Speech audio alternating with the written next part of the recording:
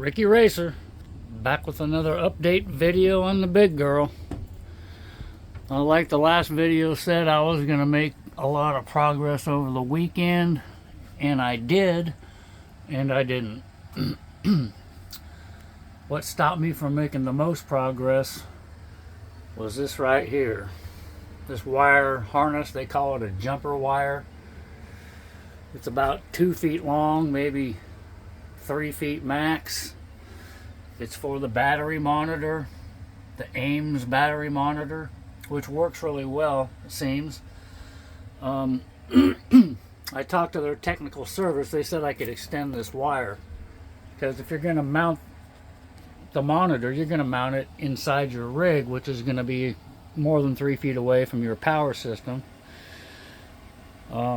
They said I could extend the wire.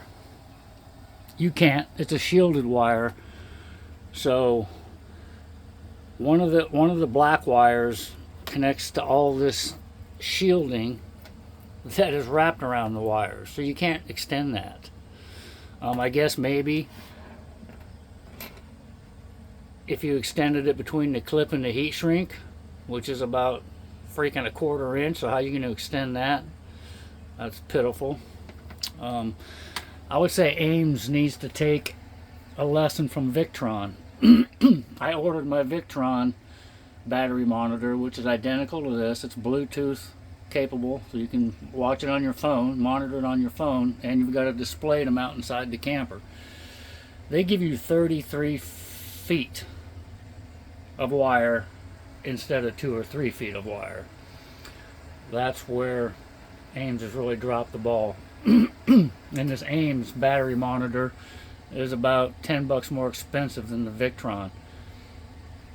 And what Ames customer service or technical service representative told me, and his name's Angel, was that well, you can watch it on your Bluetooth, you can monitor it on your phone, so you don't really need to mount the the monitor screen inside your rig. And I totally disagree with that. Victron sells a Bluetooth battery monitor shunt that's just Bluetooth for $99 without the monitor. So if you're not going to give a cord long enough to use the monitor, I'd say you go the Victron method, reduce your price, and cut the monitor and cable all the way out. But that's just me.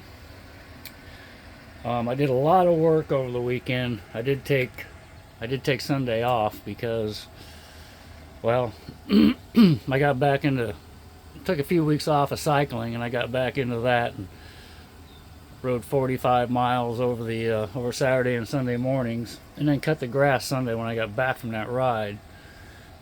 And that pretty much wiped me out. I was needing some downtime.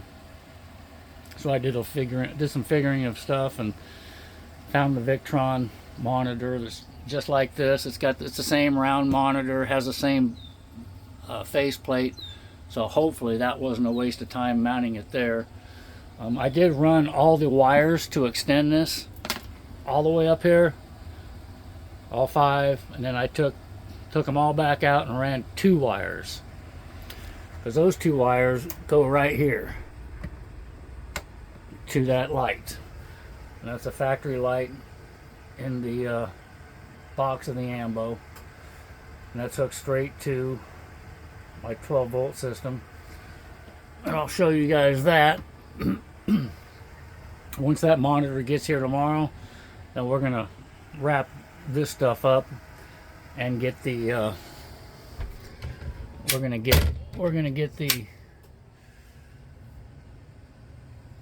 cranking batteries shore power plug replaced and wired in. I got one of these coming, a new one that will bolt to the outside. The hole's already there, so, and I've got it covered in silicone so it doesn't leak. I'll remove that, mount the new indicator light, and replace the auto eject, which is the standard 30 amp plug. I'll get that done hopefully here through the week. I'll show you what I got done down inside the box right here. The wires aren't all tidied up, but she's run. I'll show you that.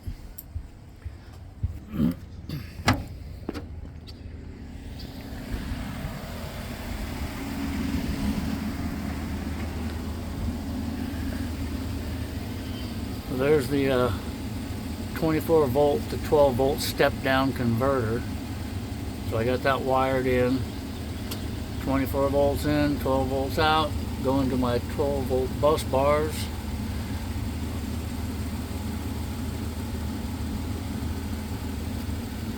I will have to, I've got enough wire here, and I get the way I got it rounded up, I'm going to be able to route them good. I got some new clamps for along the bottom here that are larger, because there's going to be more wires coming into the 12 volt bus bars at some point in time. I think I'm just going to run all my lighting off of that. And I know I got to run the diesel heater. That diesel heater power wire is connected over basically right behind that top cabinet. It's right inside the one of the holes from the outside. I can take the light out and get to it from there. And what I'll do is I got it tapped into a 12 volt source that's hooked to the cranking batteries. I'm gonna disconnect it from there, run it the rest of the way over and down. That way my diesel heater is running off of my solar power and my basically my power system. It's going to be solar and shore power, generator power, however you want to label it. But that wraps this video up. To sum it up, over the weekend, a lot of hard work and not much progress, but we got something figured out. Don't buy the Ames shunt battery monitor system if you want to mount the display inside your rig, because they do not supply enough cable and you can't extend it. We'll see you on the next one. Later.